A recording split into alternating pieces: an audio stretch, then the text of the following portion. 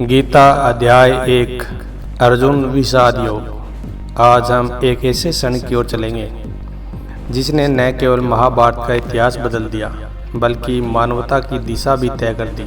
दृश्य है कुरुक्षेत्र की भूमि। धरती कांप रही है, आकाश में शंखनाद गूंज रहा है और सूर्य की किरणें भी तीरों की नोक पर चमक रही है। राजाओं की सेनाएं आमने सामने खड़ी है।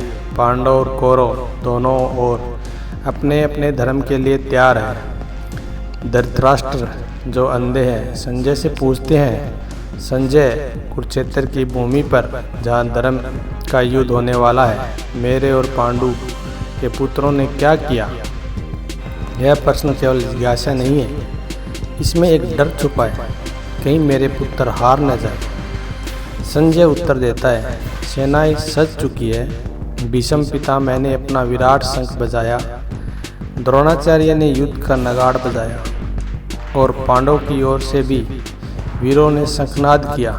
चारों ओर युद्ध की ज्वाला फैल चुकी है। इसी क्षण अर्जुन, जो पांडव की सबसे बड़ी शक्ति है, अपने सारथी भगवान श्री कृष्ण से कहते हैं, माधव, मेरा रथ दोनों सेनाओं के बीच में ले चलो ताकि मैं देख सकूं किससे मुझे युद्ध करना है। कृष्ण मुस्कुराते हुए रथ को बीच में ले आते हैं। अर्जुन चारों ओर दृष्टि डालते हैं और तभी उनका हृदय कांप उठता है। सामने खड़े हैं उनके पूज्य गुरु द्रोणाचार्य, भीष्म पितामह, अपने भाई, रिश्तेदार, मित्र। अर्जुन का हृदय करुणा से भर जाता है। उसकी आंखें नम हो जाती हैं, हाथ कांपने लगते हैं और गांडीव, जो अब तक उसके बल का प्रतीक था, ढीला पड़ जाता है। अर्जुन कृष्ण से कहते हैं, माधव, मैं यह युद्ध नहीं कर सकता। मैं अपने ही प्रियजनों का वध कैसे करूं? इनके मरने से मुझे कोई सुख नहीं मिलेगा, भले ही मुझे तीनों लोकों का राज्य क्यों न मिल जाए। यह केवल एक योद्धा की कमजोरी नहीं है, यह हर उस व्यक्ति का चरित्र है जो कर्तव्य और भावनाओं के बीच फंस जाता है। जीवन में ऐसे मोड़ आते हैं जहाँ सामने की चुनौती किसी अजनबी से नहीं बल्कि अपने ही जीवन, अपने ही रिश्ते, अपनी ही भावनाओं से जुड़ी होती है। और तब हम कहते हैं, मैं नहीं कर सकता। पर क्या यह हार है?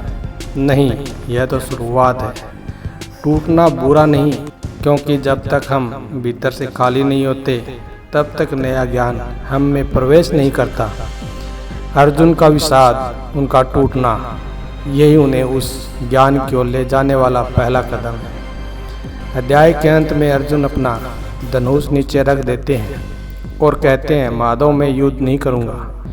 कृष्ण चुपचाप देखते हैं, मुस्कुराते हैं, क्योंकि वे जानते हैं अब अर्जुन शिष्य बन चुका है। अब वह सुनने के लिए तैयार है। पहला अध्याय हमें सिखाता है कि जीवन का वास्तविक युद्ध बाहर नहीं, भीतर लड़ा जाता है। अपने विषाद को पहचानो, उसे छुपाओ मत, क्योंकि वहीं तुम्हें उस ज्ञान की ओर ले जाएगा जो जीवन को बदल सकता है। और यही वह क्षण है जहाँ से अगले अध्याय में भगवान श्री कृष्ण वह अमृत प्रदान करेंगे जो युगों युगों तक मानव का मार्गदर्शन करता रहेगा।